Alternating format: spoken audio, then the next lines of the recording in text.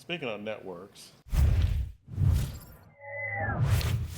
You've said AI could wipe out half of all entry-level white-collar jobs and spike unemployment to 10 to 20% in the next 1 to 5 years. Yes, That's shocking. That is the future we could see if we don't become aware of this problem now. Half of all entry-level white-collar jobs. Well, if we look at entry-level consultants, lawyers, financial professionals, many of kind of the white-collar service industries. And kind of like we talked about earlier, right? There's what I think Elon was mentioning, something like this a week or two ago as well, is a lot of these, let's say, white-collar jobs that where you sit in front of the computer all day are going to be gone. And what are people going to do? I think, I guess I'm probably one of the more doomsday guys sitting here right now than you guys. But, what are they going to do in, we'll say even by 2030? I think you're going to have massive layoffs, but I think other opportunities are going to come up. It's just, are these people going to want to take those jobs? Yeah. Well, out of curiosity, and maybe we did list this out. What do you feel the jobs are going to be threatened first with AI? Finance, accounting, again, anything that sits in front of the computer. Anything that's data entry, basically. Yeah. Basically, where you're taking data from one source and you're entering in a secondary source, and then presenting that data to end user. Admin stuff. Your any financial. You've seen those apps nowadays they have where your secretary apps. Mm-hmm. The person who basically call centers. Those are good. I literally was on the phone 2 days ago, and I swear to God, this lady, I had talked to her before somewhere else, and her voice sounded so familiar. Yeah. And then when I hung up the phone, I was like, was that an AI agent? I don't know. Mm-hmm. Like, it was kind of just the way she was talking. They're that good. So these call centers, and there's a lot of people that work at these call centers that you don't even think about. Like, I've had several friends that worked at these call centers where hundreds of people sit. Those are going to be gone. You're going to, sales, doing sales and marketing like that, that's going to be gone. A lot of marketing stuff, lots of reduction there, because I can put in a prompt now in ChatGPT and it can give me a photo. I do flyers all the time for personal stuff. I don't do them for work-related things yet. I just trained an agent to help me be my mentor and business development strategist. For $20 a month instead of 20 grand. Yeah, 20 a year. And I'm not just doing that. That's just one function. The second function I just trained an agent to help me with branding. And branding to the level that it asked me about, I would say about 60 or 80 questions. Wow. And then from there, it developed a good brand From strategy. there, it developed this branding, basically agent for me, which will help me. And honestly, lawyers, contracts, right? So I've had several instances. More like paralegals, people who were doing more of the clerical work. Right, but you'll have, let's, when I first started my business, I had to have, some legal contracts. I paid a guy a lot of money to help me with it. We still use them today, but that initial startup, I could have developed now on ChatGPT a full list of what a good contract would be. Then I can send it to my guy and he can review it for an hour. Now I only have to pay him $200 instead of having to pay him $2,000 to write the whole thing himself, which then he's going to go use ChatGPT now and write himself, right? Yeah. So some of that stuff, legal contracts, documentation, technical writing, even manuals, a lot of this stuff. The very first episode we ever did, I brought up a skid where a gentleman programmed a PLC using ChatGPT. Mm-hmm. So how do you guys feel about that? I don't think. I mean, that's will get better. It will get better, because what's going to happen is it'll have the mistakes. As of right now, we still need a person to walk through that, make sure all the line items are good. But in 2 or 3 years, I don't think you're going to even have to have somebody look. I think it will do a pretty darn good job. But then also, too, it may also bring another company into play, whereas right now in America, right, it's always Siemens or Allen Bradley.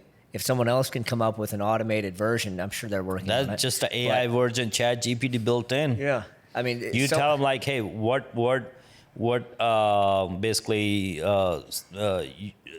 motors you are using, how many horsepower it is, and what sensor you're using, what brand it is, and all. You feed all those things in, and then you basically send them like, okay, this sensor need to trigger, and all that trigger, crap. this need to trigger this. Oh, and here's my cycle time I got to meet. Yeah. This is what our cycle time we're going to meet. You aren't even going to have people worry about. For instance, like going back to my my business developer. I told him that I need to do X amount for next year. I have no choice. I need to do X amount. I need to sell X amount of product, and it's giving me month by month, day by day, what exactly I need to do, cool. And I only have to spend altogether maybe 20 hours a week, according to this, to meet your goal. Yeah. Cool. Now, my other 90 hours that I work in a week, I can spend on something else. Yeah. Yeah. Yeah. Interesting. It's like a mentor whiteboard for you. Like, here's today's task. Here's what you need to do. Yeah. And go. Cool. And it will said, here's the other cool part. It said it will keep track of any changing regulations federally, globally, in that market, and so it updates daily. It will update daily, and it will provide me with the notifications. What are the changes to that? So I was kind of listing out everything we just talked about: financing, call centers, accounting, marketing, sales, business development, lawyers, contracts, engineering. So what type of long-term economic impact will this have? Okay, I gotta go back to I gotta go back to what the comment I made for the kids. Quit being the consumer. Start inventing things. Yep. Well, and start working with your hands, right? Start working with your hands. Start making things that are not already here. Start doing those. That's where I think that's the new way of the world. If you're a consumer, you're gonna pay for it. But if you're okay, when I say pay for it, some people are gonna say, "Oh no, I just watched this Facebook or TikTok." You're paying for it with your time. But I do think too, with this AI revolution, they probably will start taxing things, and then therefore we will get into the whole universal basic income conversation. Whereas everyone's going to start getting paid. I mean, these are things that Elon Musk has talked about. Other Sam Altman, those will AI happen. developers. Those will happen. But to offset some of these job losses. Well, the and things UBI, like that. I think there's one state that's trying it out right now, but I think Illinois.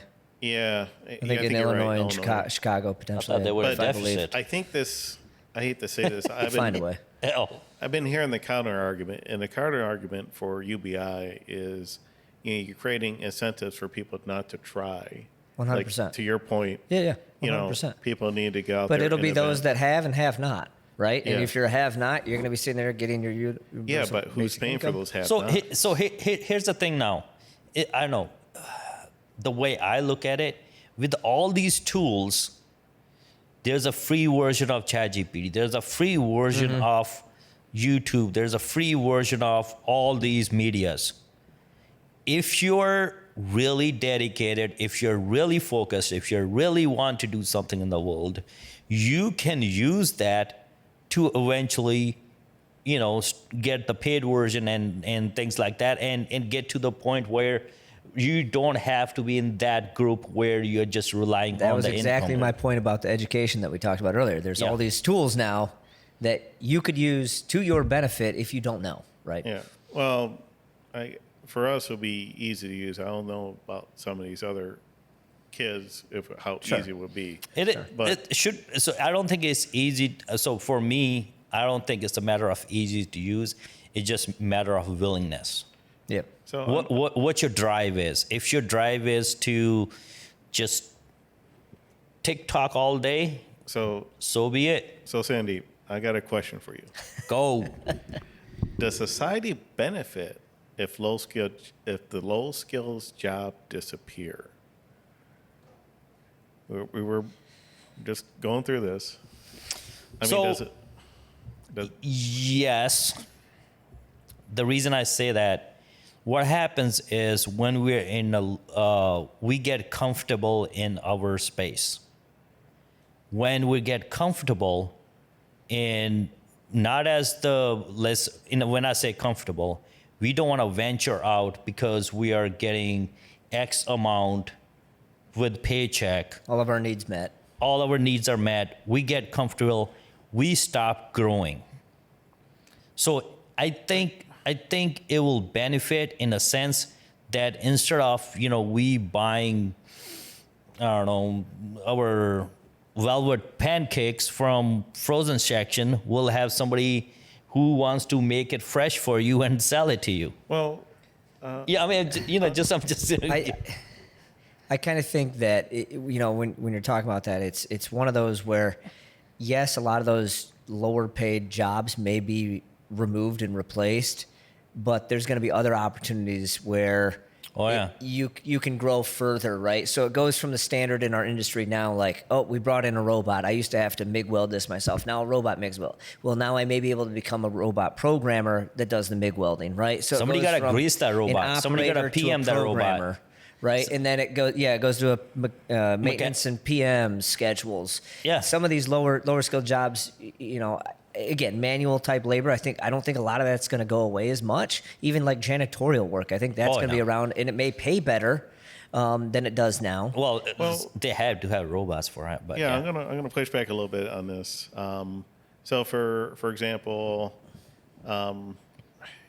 I think it was a gentleman. It was like a 7-Eleven or something. It was someone along that type of convenience store, and he was like, "Man, I don't know why this one spot is like so always. Why my business is so good here? Why am I drowning?" Yeah, it was 7-Eleven. Yeah, it was a 7-Eleven. So he goes in there and checks it out, and it turned out one of his employees is just one of those friendly people, and and the people in the neighborhood, in the city, they all come in there just because she's there. Yep. And she's always on top of things, always making sure everybody's happy, Yep. always chatting with everybody. And that's kind of what I was alluding to, is that, yeah, you're replacing with a robot, but that robot's not going to have that type of conversation with you. Well, it's a service industry, right? Yeah. Right. And that is, I think, even a little different than some of these other jobs, like where people go to a bar to talk to a bartender sometimes, not to just sit there and talk to a robot that Some comes of the and serves them bartenders are drinks. more Consultants? consultant than anything else. So Or therapists. therapists, yeah, they're the next level therapists. So I don't know who said this. I don't know, Elon said it or somebody, one of those guys, the top tech guys said it, where it said, start teaching your kids more art of emotions, art of basically how to communicate, how to storytelling. Mm-hmm. So, basically, if you start teaching your kids that, they can tell their story through AI, they can tell their story, whatever, but they can relate to more people, and they can get more people to go to whatever, not just buy their product, but sell their knowledge More or sales. whatever that may be, right? Like more of like a sales. Yeah, more in the sales type, right? But that's what you're presenting that lady, right? Who can relate to more people. She was a go-getter, and I remember she was making coffee or something. I don't know what show it was, the one you were talking about, but I seen that too. Either on X or YouTube, one of the two. Yeah. Yep. So no, it's obviously AI is doing good. It's going to make things more efficient, but at the same time, you kind of lose that personal connection. Yeah, personal connection. Yeah, and I think there's going to be a whole different group of things that are going to open up to meet people who are going to lack that, or people who are going to want that. Yep. And I think there'll be a whole different sector that's going to open up, and that's going to be a business itself.